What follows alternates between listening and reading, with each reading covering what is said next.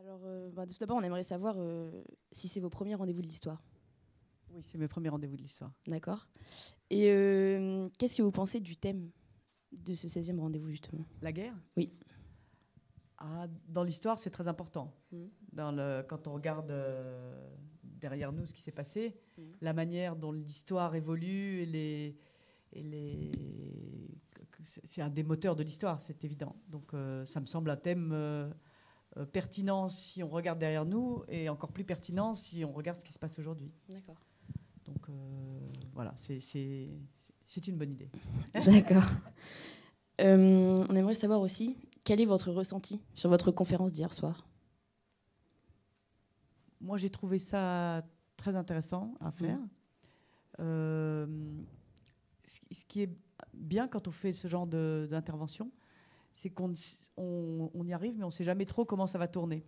Donc, on a soit une petite idée parce qu'on a vu de quoi on allait parler. C'est-à-dire, pour moi, j'avais compris que c'était la différence entre un travail d'historien et un travail de journaliste sur un même domaine. Et en fait, ça n'a pas été tellement ça de mon point de vue. C'est pas pour ça que ce n'était pas bien. Mais voilà, c'est pas ce à quoi je m'attendais, mais j'ai trouvé ça formidable. D'accord. Ah. Merci. Alors maintenant, je vais faire une transition sur votre vie et votre carrière. Ça très bien, tout de suite. Je l'ai senti venir, je me suis dit là, ça sent la transition. Alors, j'aimerais savoir d'abord si vous avez des projets professionnels en cours. Rester journaliste. D'accord. C'est sobre. J'adore ce métier, je ne veux pas du tout en changer. D'accord. Donc, et du coup, qu'est-ce qui vous a décidé à faire ce métier? Qu'est-ce qui vous a attiré dans ce métier? Moi, rien. C'est-à-dire qu'au départ, je ne pensais pas du tout être journaliste. Et je pense que j'étais comme beaucoup peut-être d'entre vous ici, où on vous demande sans cesse, quand vous êtes jeune, à peu près de l'âge de 10 ans à 20 ans, il n'y a pas un repas de famille où on vous demande « alors, qu'est-ce que tu vas faire ?» Et bon. Et donc, j'étais toujours extrêmement gênée, mais je n'avais aucune idée de ce que je voulais faire. Et donc, j'ai fait des études, moi, que j'ai adorées, mais qui ne servent pas, j'allais dire, concrètement, qui sont des études de lettres, de littérature. Et j'ai assez vite compris que c'était des études qui menaient au fait d'être prof. Et je n'avais aucune envie d'être prof. Donc, non seulement les questions ne se sont pas arrêtées, qu'est-ce que tu vas faire, mais c'était la catastrophe dans ma famille. Tu te rends compte, tu fais ces études, ça ne te mène nulle part puisque tu ne veux pas être prof. Donc, c'était... Et donc, j'en ai fait la première année, ça va, j'ai tenu bon. La deuxième année aussi. La troisième année, j'ai vu qu'il fallait que qu'il y avait quelque chose qui ne marchait pas du tout. Et donc, j'ai regardé ce que je pouvais faire avec... J'avais une licence de lettres. Qu'est-ce que je pouvais faire avec une licence de lettres? Donc, alors, il n'y avait pas d'Internet à l'époque, mais j'ai pris tous les bouquins, j'ai vu ça. Et on pouvait faire tout un tas de concours ou de formations professionnelles. Et je me suis inscrite à tout ce qu'il y avait possible pour voir lequel j'allais choisir. Et le premier, c'était le concours dans une école de journalisme. Et donc, j'ai passé ça. C'était le premier sur le calendrier, j'allais dire. Et je l'ai réussi, donc je suis rentrée dans cette école. D'accord. Ça a été vraiment le coup de dé, quoi. Et est-ce que vous réussissez à concilier votre vie privée et votre vie professionnelle? Très bien, parce que je ne fais pas la différence. Mais je ne vous dis pas que c'est une bonne idée. Je vous dis que c'est comme ça que j'aime bien, moi. Donc, chacun fait un peu sa vie comme il l'aime, en tout cas, s'il peut. Et c'est vrai que moi, je n'ai pas de barrière entre les deux. Alors, en général, les gens poussent des cris quand je dis ça. Voilà. Mais en général, les amis que je vois sont des amis avec lesquels je travaille aussi. Je fais en général passer le boulot avant tout le reste. Dans la famille, je suis celle qui est en général pas sur la photo à Noël ou ce genre de choses. Mais moi, ça me plaît comme ça. Et petit à petit, les gens que j'aime, ça leur va. Donc voilà, donc un tri s'est fait entre la manière dont je travaille moi et dont j'intègre ma vie. Donc très souvent, j'ai fait des projets journalistiques avec des amis qui n'étaient pas forcément journalistes, mais voilà, les choses se sont emmêlées. Moi, je n'aimerais pas avoir des vies séparées, cloisonnées, où je vais au travail, quand je rentre, je pose mon sac et commence une deuxième vie complètement séparée de la première. Je sais que la plupart des gens sont demandeurs de ça, mais moi, pas du tout. D'accord. Et en dernière question, qu'est-ce que vous pensez de la condition de la femme dans le domaine dans lequel vous travaillez? C'est comme partout, c'est-à-dire que en apparence, on vous dit c'est super, c'est exactement pareil, etc. Donc vous avez 2-3 exemples qu'on vous donne, en général toujours les mêmes, en en disant mais si, vous pouvez faire pareil, la preuve, une telle, une telle, une telle. Et en fait, ça masque une très grande différence. Alors cette différence, elle est... moi, quand je suis arrivée dans ce métier, il y avait très peu de femmes grands reporters, donc c'est vrai qu'il y en a de plus en plus. Mais au poste de hiérarchie, en revanche, il y en a très peu. Très peu de femmes dirigent des journaux ou sont à la tête de chaînes ou ont des postes à responsabilité. Donc tout ce qui est, pour aller vite, pouvoir ou direction, reste côté masculin. Et tout ce qui est... alors comment est-ce que je peux le dire de façon pas discourtoise, qui est... voyez, des éditorialistes, des penseurs, des gens, des talk-shows avec blablabla. On refait les trucs. Je réfléchis gravement sur l'avenir de la planète, pour dire les choses comme ça. C'est que des hommes en général. Enfin, parfois, il y a une femme qui traîne, mais c'est rare. Okay. Donc, c'est, à mon avis, une apparence d'égalité, mais de fait, ça ne l'est pas. Quand on connaît bien ce milieu, ceux qui le dirigent et ceux qui ont des postes d'éditorialistes sont toujours des hommes, en général des hommes.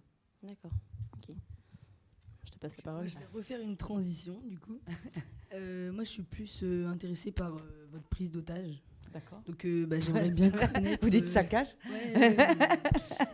Alors, comment avez-vous vécu votre prise d'otage? On refait le match? Non, je plaisante. Non. C'est une question un peu vaste. Là, je vais en parler aujourd'hui, alors, parce que comment je l'ai vécu, ça sera un peu long à redévider. Très souvent, si vous voulez, juste après que ça se soit passé, j'avais des gens au téléphone qui me disaient « Alors, t'es rentrée, ça y est, t'es libérée, comment ça va ?» Et alors, la consternation s'installait quand je disais « Ça va très bien ». Donc, comment ça va bien? Alors, je disais « Ouais, non, ça va. » Bon, alors je sentais la déception, quoi. Il faut être un peu plus... Et donc, je dis « Bon, écoutez, ouais, ça va. Bon, écoute, après, ça va aller encore plus mal parce qu'il va y avoir un contre-coup, tu vas devoir, etc. Plus ça va bien maintenant, plus ça ira mal plus tard, etc. » Donc, j'attends évidemment toujours ce contre-coup. Mais peut-être qu'il viendra, hein, on n'en sais rien. Mais c'est vrai que moi, je l'ai vécu dans ma vie, si vous voulez, comme, j'allais dire, un accident professionnel. C'est-à-dire que je n'estime pas que je suis une victime particulière de quelque chose. Quand je suis allée en Irak, je savais qu'il y avait des prises d'otages. Donc je ne l'ai absolument pas souhaité et je n'aurais pas souhaité me trouver dans cette circonstance. Mais le fait, c'est quelque chose qu'il faut assumer quand on fait ce genre de métier. Donc c'est mon cas, c'est-à-dire que je ne l'ai pas cherché, je ne l'ai pas voulu, ça ne m'a pas plu, mais je ne regrette pas l'ensemble de cette situation. C'est-à-dire que je pense que c'est quelque chose qu'il faut affronter quand on travaille dans du journalisme comme ça, dans des zones de guerre. D'accord, oui. Et quelles étaient vos conditions de vie en fait là-bas pendant tout ce déroulement en fait? Elles étaient très mauvaises. On était à peu près enfermés dans une cave pendant 24 heures sur 24. On était enchaînés, on avait les yeux bandés, on mangeait très très peu. On allait aux toilettes quand on nous le permettait, c'est-à-dire 2 fois par jour. Et on se lavait 1 fois par mois. On n'avait le droit de rien faire, tout simplement. On était comme des animaux, en fait. On était allongés sur des matelas chinois, vous voyez, ces petits matelas en mousse. Et donc, si les gardiens rentraient dans la pièce, qui arrivait assez rarement, et qu'on était assis, par exemple, sur ce matelas et non pas allongés, on était punis. Donc, voilà, c'était des conditions des vies de bêtes. Et vous dites « on », mais vous parlez de qui? Enfin, vous étiez combien? Ça dépend des moments. J'ai été enlevée en même temps que Hussein Hanoun, qui était la personne qui était, avec laquelle je travaillais en Irak, qui était à la fois chauffeur et fixeur. Et donc on était 2, et on a été, le nombre a varié jusqu'à, je crois qu'on était jusqu'à 15. Donc il y avait d'autres otages qui étaient enfermés avec nous. Donc c'était une pièce très petite qui faisait... il y avait, vous voyez, on avait tous un matelas, enfin en tout cas le sol était recouvert de matelas. Et il y en avait 2 en longueur et 3 en largeur. Donc il y a 15, ça fait peu de place pour bouger. Voilà. D'accord. Et que faisiez-vous de vos journées? En fait, Rien. C'était toutes les mêmes. Rien. C'est-à-dire que vous êtes allongé sur un matelas, vous avez les yeux bandés, les mains attachées. Vous n'avez le droit de pas parler, pas de vous asseoir. Vous avez le droit de rester comme ça. D'accord. On ne faisait rien. Et vous avez toujours des contacts avec les autres personnes qui étaient prises en otage avec vous? On ne se parlait pas, donc moi, je connaissais Hussein, donc voilà, on se revoit bien sûr. Il habite Toulouse maintenant, il travaille dans une grande entreprise française, il est devenu français, donc il a quitté l'Irak et il s'est installé ici. Et donc lui, bien sûr, on se voit souvent. Il a une fille ici, une dernière fille, dont je suis la marraine, donc on est resté très proches, je l'aime beaucoup. Voilà. C'est quelqu'un avec qui, curieusement, on ne s'entendait pas très bien au début, on s'engueulait tout le temps, on était... Vous savez, ce boulot de fixeur, vous êtes en général à deux dans une voiture, vous passez toutes vos journées avec quelqu'un qui est votre vis-à-vis, qui traduit les conversations. Je ne parle pas arabe. Donc vous êtes vraiment dans l'intimité de quelqu'un. Et au bout d'un moment, nous, on s'engueulait.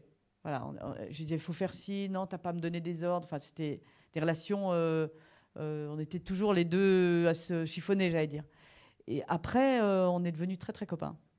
D'accord. Donc, voilà. Et du coup, comment avez-vous vécu votre retour en France, donc, comme vous disiez tout à l'heure? Voilà, bien. Ouais. Bah, vous savez, vous sortez de là, vous êtes super content. Donc, en général, moi, dans mon cas, je ne vois pas comment ça serait mal passé, quoi. D'accord. Donc, mais j'ai retrouvé ma vie absolument semblable à celle qu'elle était. C'est-à-dire, j'avais mon boulot, mes amis, mon appartement, mais toute ma vie était intacte, j'allais dire. Je ferai la différence avec Hussein, par exemple, qui, lui, habite l'Irak.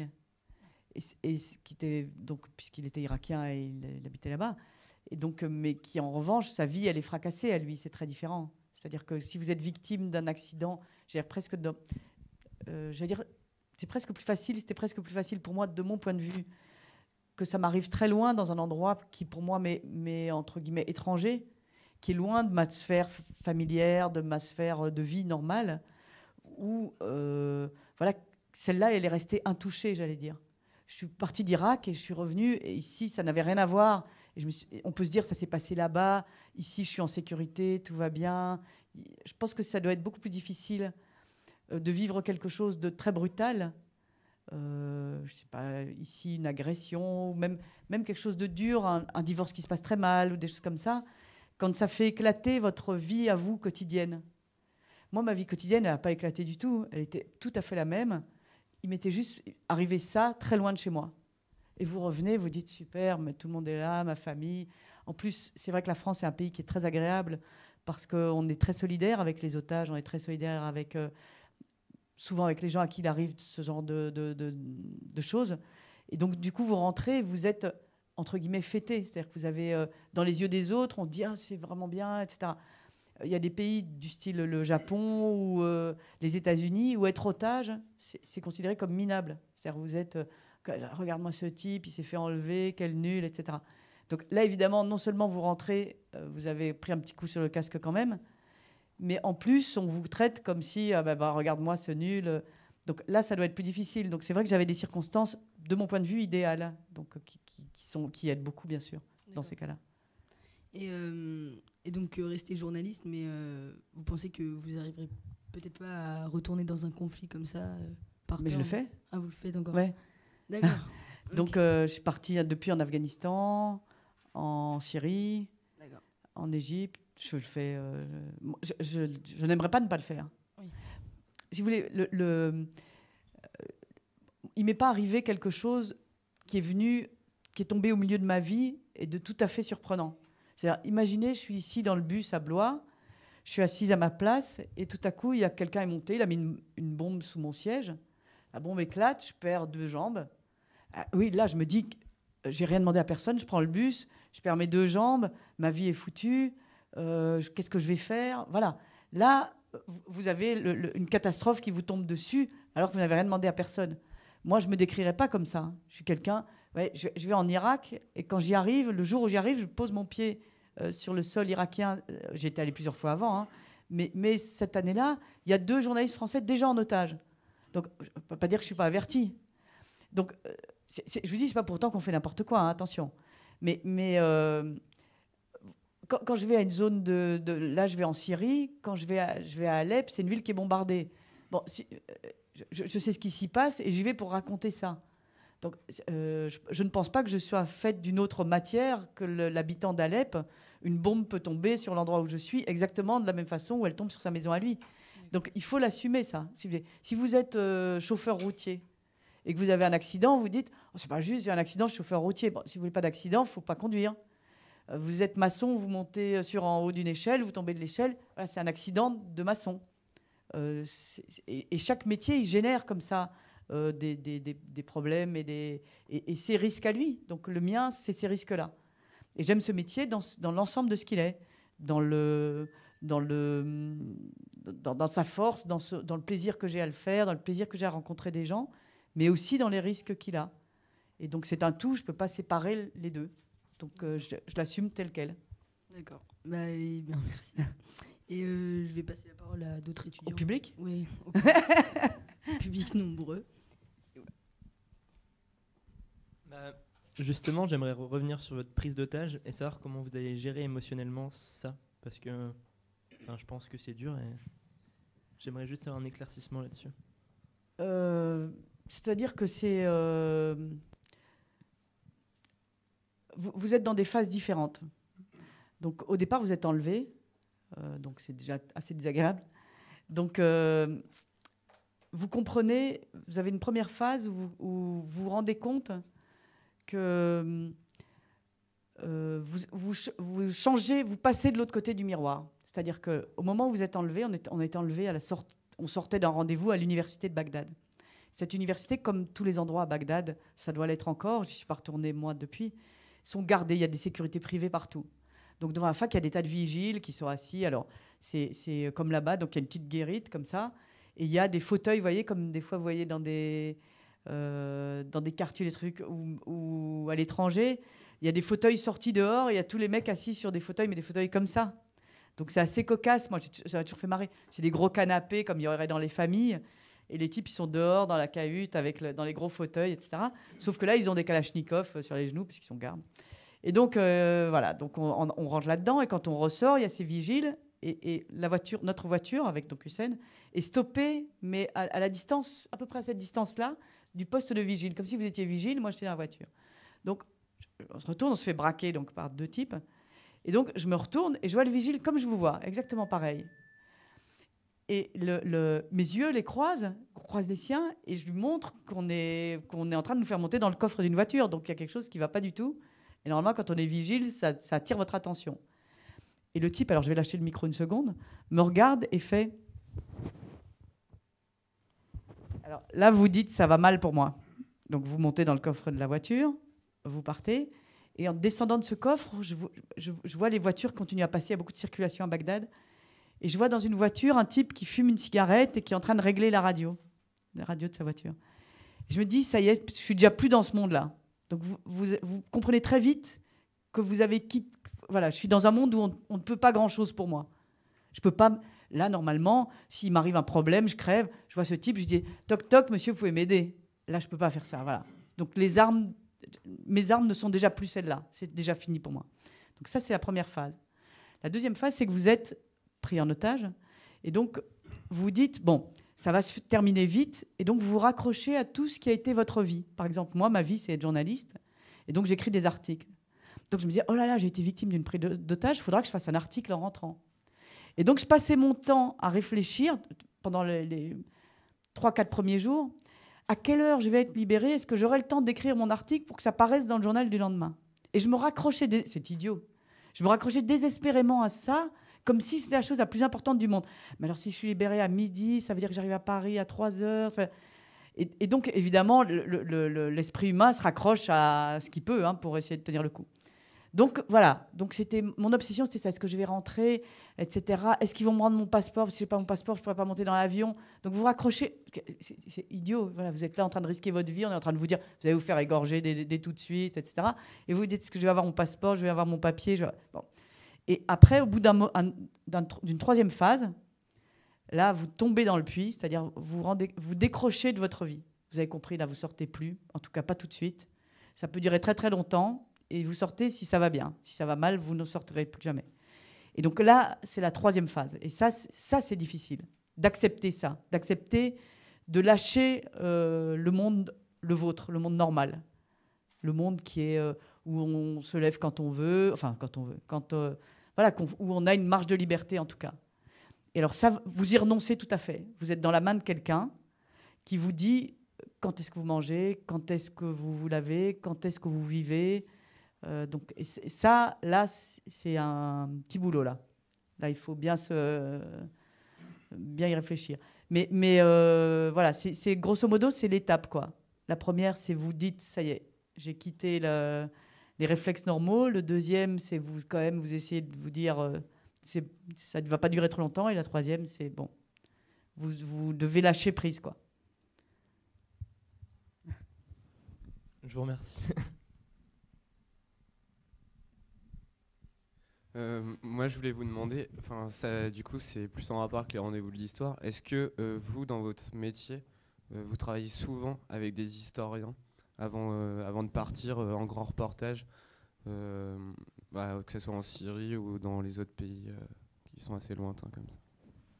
Alors moi, j'aime beaucoup l'histoire, mais je ne suis pas une grande lectrice de livres d'histoire ou d'histoire au sens comme une discipline fermée. J'ai ma principale source d'information sur l'histoire, etc.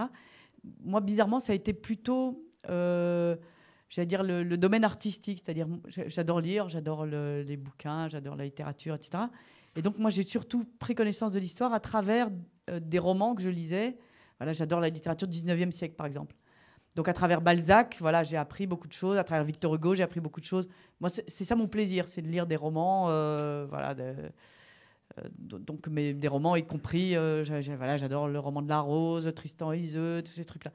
Donc j'aime la littérature. Et donc à travers la littérature, j'ai connu l'histoire à travers la littérature. Je me suis instruite sur l'histoire à travers la littérature. Donc ça, c'est mon fond à moi, y compris sur les pays étrangers. C'est-à-dire, j'ai lu des bouquins, voilà,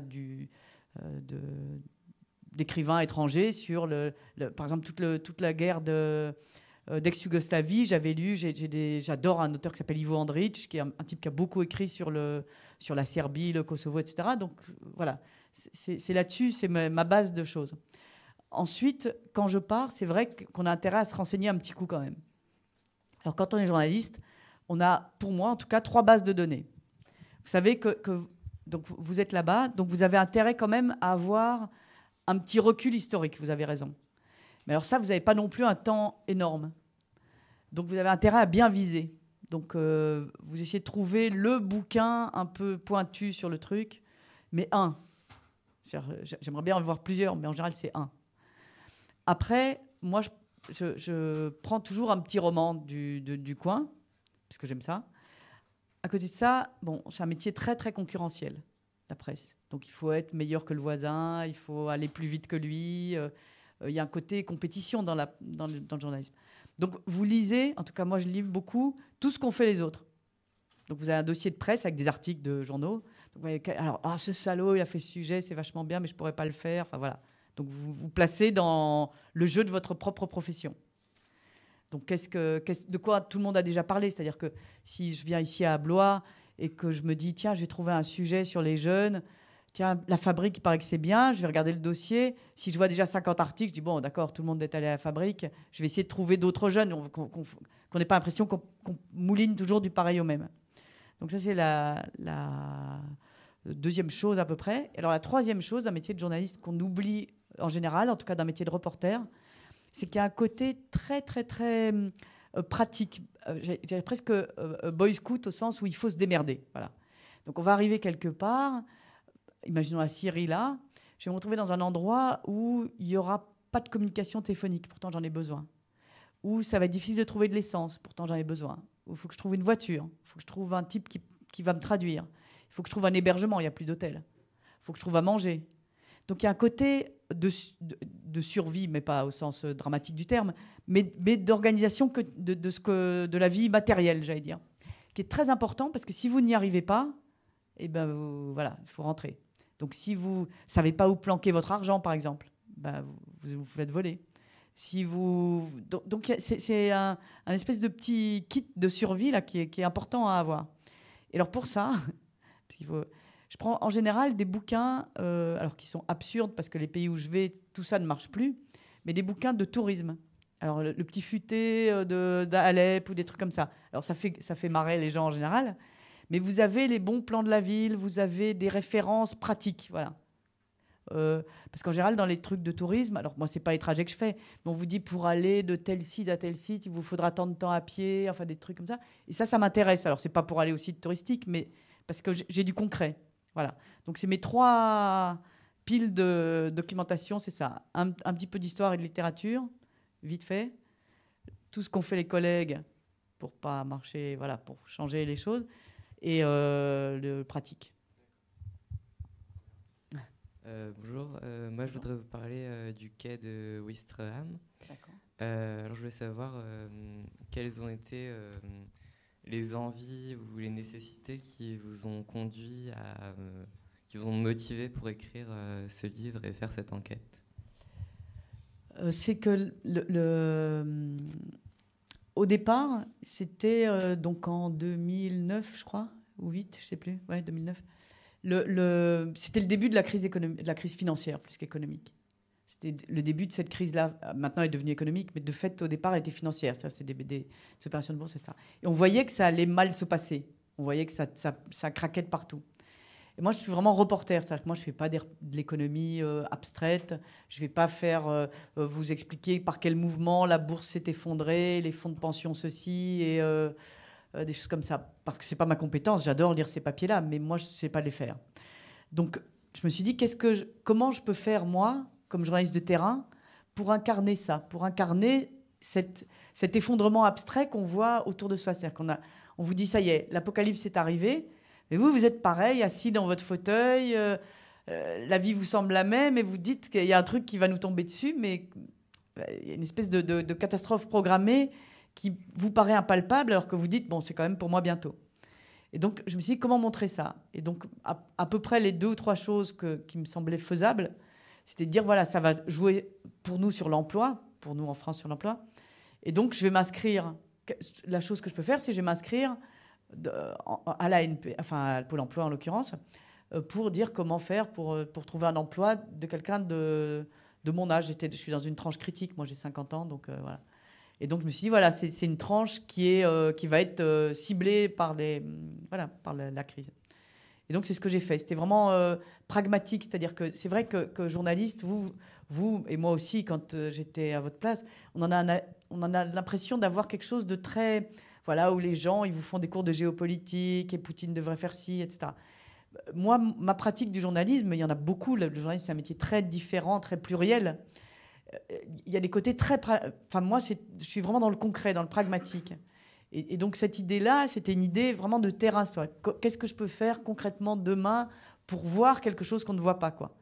Et donc, nous, c'est souvent ça notre objectif comme journaliste de terrain. C'est-à-dire, on ne va pas brasser les idées, on va rester les pieds sur la terre. Moi, c'est ça qui m'intéresse dans la presse. Merci beaucoup d'avoir répondu à nos questions. Je vous en prie, c'est un plaisir. Au revoir. Merci de l'invitation. Bon, au revoir. Bon, au revoir alors.